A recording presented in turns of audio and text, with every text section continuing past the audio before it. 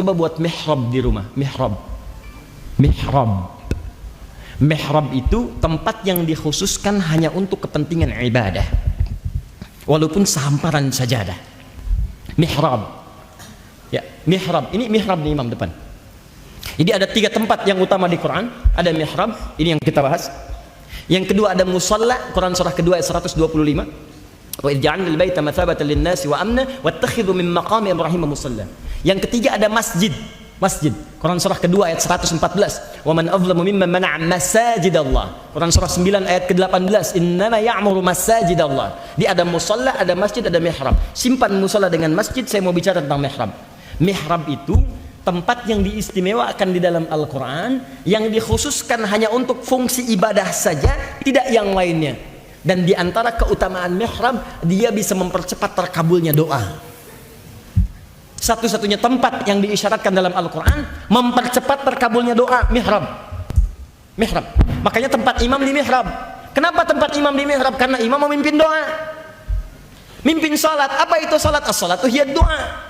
Pemimpinnya imam yang bacakan dari Al-Fatihah sampai ujungnya. Antum mengaminkan.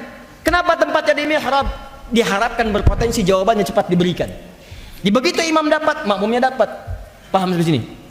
Nah, antum boleh bikin mihrab di rumah, tidak harus di masjid. Apa dalilnya? Maryam. Antum kenal Maryam? Ayo kenal. Ta'rif Maryam? Semuanya tahu. Kenal Maryam? Maryam binti Imran. Ya. Kenal? Oh, biasa. Sudahlah. Saya namanya Maryam. Masya Allah. Adiknya beliau, Masya Allah. Adiknya namanya Maryam. Tapi bukan Maryam binti Imran. Nanti kita bahas lain waktu supaya tidak melebar. Ya. Lihat sini. Maryam bikin mihrab. Dibikinkan oleh orang tuanya Imran dengan Hannah. Dibuatkan mihrab. Perhatikan, fungsi mihrab sekali lagi, dia bisa mempercepat terkabulnya doa. Yang kedua, mempercepat datangnya rizki. Apalagi kalau antum satukan antara doa dengan rizki, itu luar biasa. Ya Allah, mohon dekatkan rizki kepada saya, Allah. Mohon ya Rabb, mohon. Tiba-tiba datang anaknya rizki namanya. Mas, sedang apa? Ya kan? Betul, mendekatkan rizki. Tahu dari mana? Ketika dibuatkan mihrab oleh bapak ibunya, Maryam beribadah di dalamnya. Perhatikan apa yang terjadi. Ayat 37-nya, paling kiri sebelah bawah di mushaf. Quran surah ketiga ayat 37. Fataqabbalaha rabbuha biqabulin hasanin wa ambataha nabatan hasana wa kaffalaha Zakaria. Kullama dakhala 'alaiha Zakaria al-mihrab, disebutkan mihrabnya. Maryam tuh ibadah di mihrab, ibadah aja. Ingat, fungsi mihrab hanya ibadah saja, jangan dengan yang lain. Di kalau antum isi salat, baca Quran, zikir di situ, urusan dunia keluar. Misal sedang baca Quran, ada telepon, tang ting tung ting tang ting tung, tang ting tung ting tang ting tung, jangan diangkat di mihrab, keluar. Karena urusan di situ hanya ibadah saja. Dan jangan lakukan yang mengganggu ibadah Anda. Begitu masuk mihrab, ceklik foto. Sedang di mihrab, jangan ganggu ya.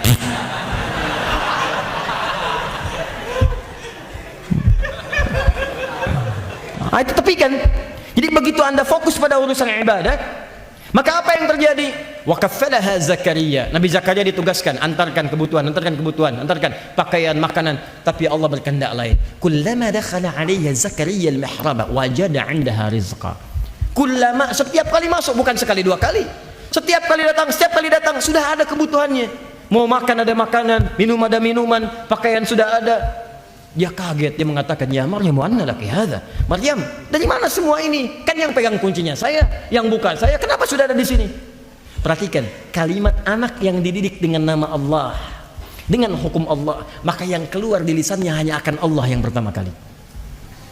Kalimat anak Anda yang dididik dengan mall, dengan iklan, dengan tontonan, maka di lisannya akan marak kalimat-kalimat tontonan itu.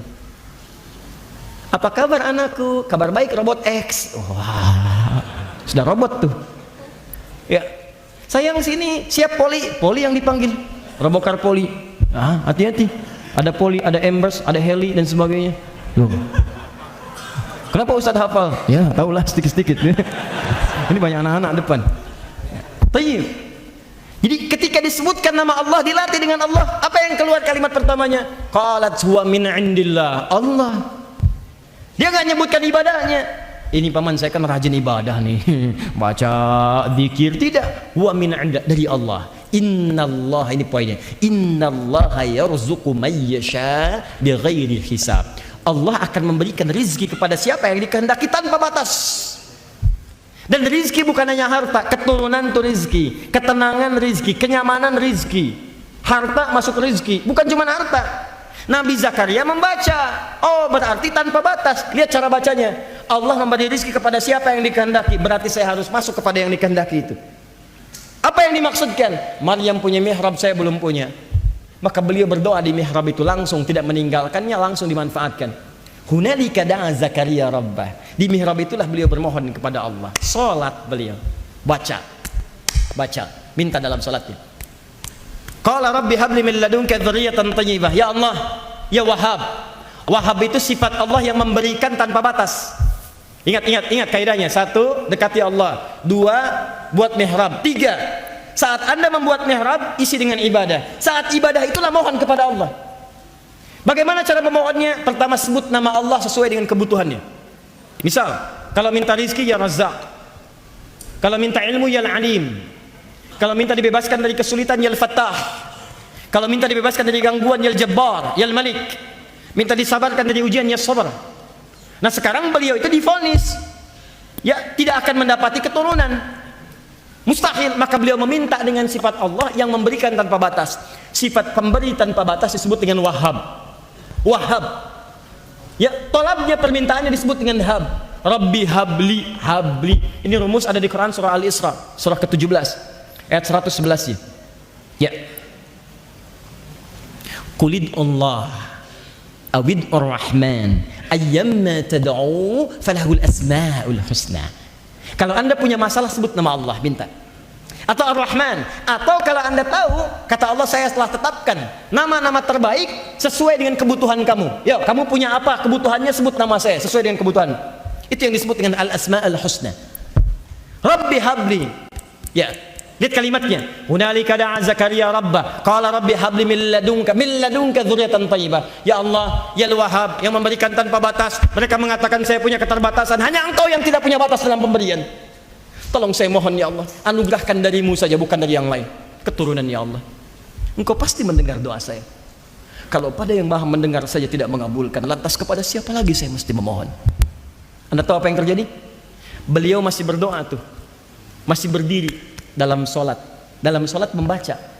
Dalam solatnya masih berdiri disebut dengan qaimun. Sedang solat belum selesai disebut dengan yusalli. Baru selesai doanya, belum selesai solatnya, turun jawaban ayat 39-nya. Fanadatul malaikatu wa huwa qaimun yusalli fil mihrab. Anallaha yubashshiruka bi Yahya. Tiba-tiba turun jawaban sedangkan beliau belum selesai salatnya, mengatakan, "Hei, kamu akan punya anak namanya Yahya."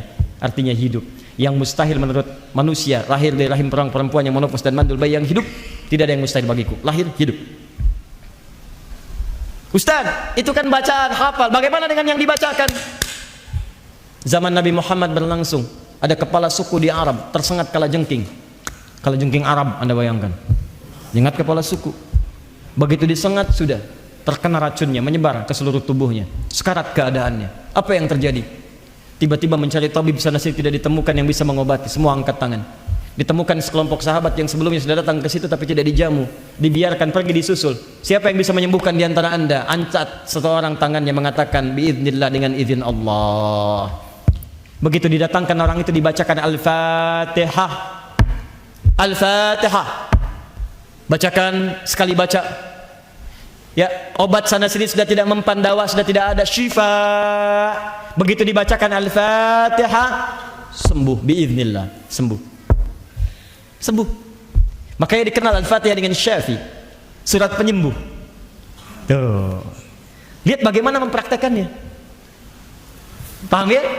Nah, ini nanti syifa. Jadi kalau ada orang-orang berobat kemudian dikatakan oleh dokter, ini nggak bisa, ini mustahil, ini tanda pertama, berarti saya sedang dicintai oleh Allah, saya diminta langsung mendekat kepada Allah. Allah nggak mau pakai perantara, langsung minta kepadanya.